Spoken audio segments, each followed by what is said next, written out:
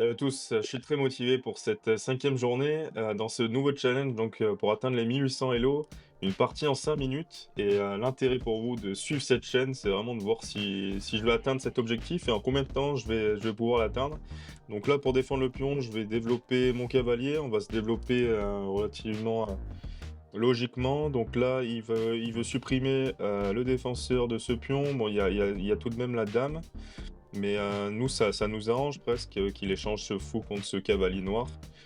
Donc, est-ce qu'on continue en poussant ce pion? Ah, ce serait bien de développer d'abord les pièces ici et de savoir si on va pouvoir faire le grand roc, je dirais, avant de s'avancer sur une poussée de ce pion. On va consolider ici notre pion en montant celui-ci le 6, donc qui vient soutenir le D5. Ah OK, donc il continue, son développement. Nous, on va jouer sur le clouage avec ce cavalier, ça permet de développer notre fou. Il va peut-être monter son pion ici, un peu à l'image de ce qu'on a pu faire, sur l'aile, roi. Continue peut-être avec un cavalier ici. J'aime bien lier les cavaliers entre eux. Notamment, on a pu voir dans le bilan de la partie, c'était conseillé, voilà, de déployer ce cavalier ici. On verra, justement en fin de vidéo, on fera l'analyse de cette partie, on verra si c'était un bon coup, on verra tous mes coups, quels ont pu être les gaffes ou les meilleurs coups que j'ai pu jouer.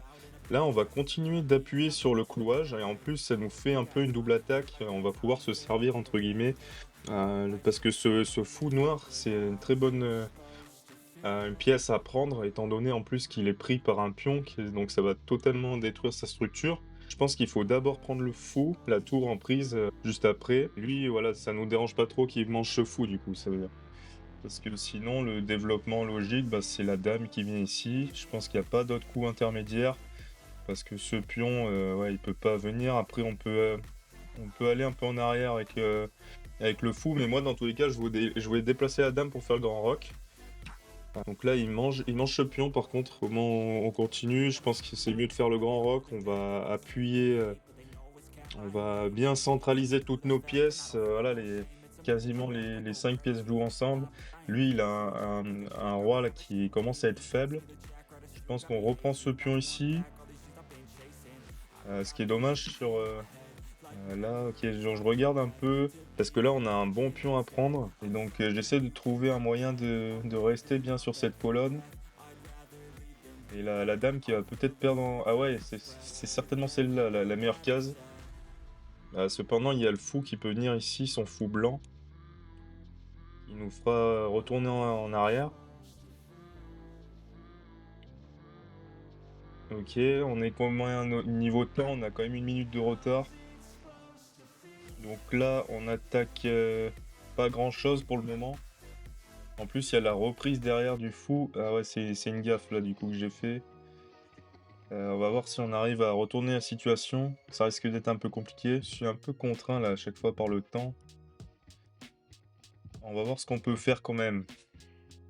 Il y a encore de l'espoir, on a beaucoup de jouabilité. Lui, il a peut-être 2 pièces là qui font pas encore trop partie du jeu. Donc là, on a une belle découverte, peut-être à tirer profit par rapport à ça. On peut aller faire un échec après. Faut qu'on regarde un peu toutes les possibilités, continuer de mettre de la pression, monter une tour ici, faire jouer avec l'enfilade là, dame-roi.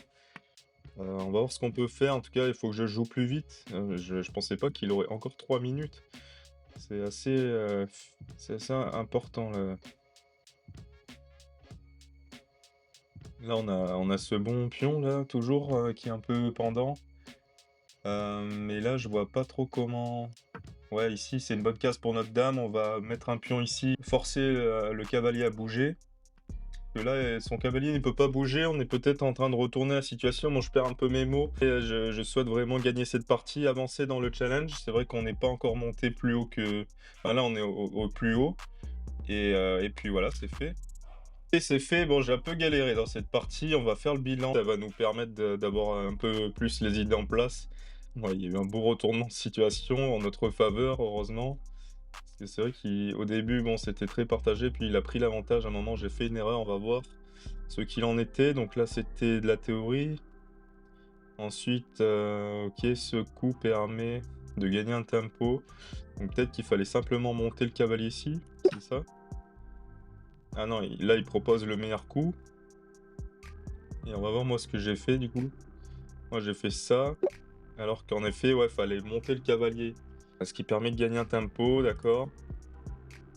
Ensuite, bon, encore une imprécision, ouais, en effet, fallait d'abord pousser le pion. Après, bon, c'est pas très précis, mais du coup, ça reste dans la même logique. Moi, je voulais d'abord aller faire le grand roc avant de chercher à repousser l'adversaire. Lui, il avait peut-être mieux à faire, ok. On va essayer d'aller un peu vite. Donc là, c'était pas le meilleur coup apparemment. Il va aller mieux monter ce pion pour défendre le fou. Continuer la menace, hein, la double menace de ce cavalier qui était très actif. On n'était pas obligé de le jouer tout de suite. Donc là, apparemment, c'est une erreur de recapturer une pièce. Il va aller mieux manger. Moi, je trouvais que c'était plus solide là de faire le petit roc.